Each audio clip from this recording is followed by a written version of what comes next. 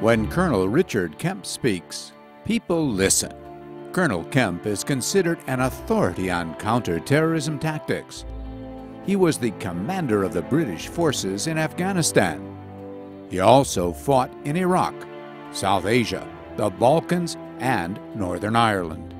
As the fighting in Gaza raged, Richard Kemp found time to speak with Keren Hayesod, an organization that has been supporting the residents of the South for so many years. There's no question about what Hamas is trying to do. Hamas is dedicated to the extermination of the Jewish state, of the state of Israel. And if Israel doesn't defend itself and prevent Hamas from carrying out these attacks, Hamas will inexorably carry on with that goal. They will never succeed in that goal. The state of Israel will, of course, survive. Hamas can never eliminate the state of Israel. But it is incumbent upon the Western world, upon the United Kingdom, the United States, the EU countries, Australia, Canada, all of the countries in the world, it's incumbent upon us to stand by our allies, Israel, to make sure that they do not suffer death and destruction at the hands of Hamas. It's not just a question of the fight of Israel, it's a question of the survival and the fight of the Western world against international jihad, which is a scourge that threatens each and every one of us. During the lead up to the Goldstone report in 2009, it was Richard Kemp who went to the UN Human Rights Council and spoke to the nations of the world. Mr. President, based on my knowledge and experience, I can say this.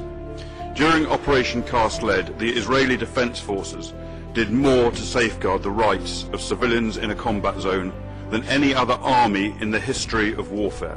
He didn't say that because he was working for the state of Israel or working with Jewish organizations. He said that because he believed it. I've spent 30 years of my life fighting the kind of terrorism and extremism that the IDF is fighting tonight in Gaza. An enemy who use their own civilian population as human shields, who want us to kill their people, who use mosques, synagogues, schools, hospitals. They use all of these places which are protected under the Geneva Convention. They use all of these places as military sites to attack Israeli forces from, to carry out, to store weapons. And as a consequence, I can understand, I can see why the Israelis operate as they do. And British soldiers, if you speak to virtually any British soldier, serving or retired, he will understand what the Israelis do. He will admire what the Israeli soldiers do, and he will support it because he has done the same thing himself. He has fought these people who use 14-year-old boys to throw grenades at their soldiers in the hope that either they will hesitate because they don't want to shoot a boy.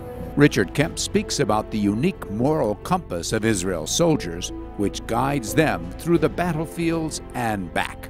And I spoke to one young Israeli soldier who was no more than about 19 years of age. He said to me, preserving the life of innocent civilians was more important to him than his own life. You don't find that among very many soldiers. But if you ask me whether I'm pro-Israel or not, I am pro-Israel. I'm pro-Israel, I'm pro-America, I'm pro-Britain, I'm pro-France. And if you ask me whether I'm anti-Hamas, of course I'm anti-Hamas. Hamas is a prescribed terrorist group. I'm anti the Taliban, I'm anti-Al-Qaeda. Of course, you asked me to take sides between a Western liberal democracy, Israel, and a prescribed terrorist group, Hamas. Of course, there's no question, there's no option. But at the same time, I'm going to give, as far as I can, an objective, professional, military view of the dispute, of the conflict that's going on here in the Middle East.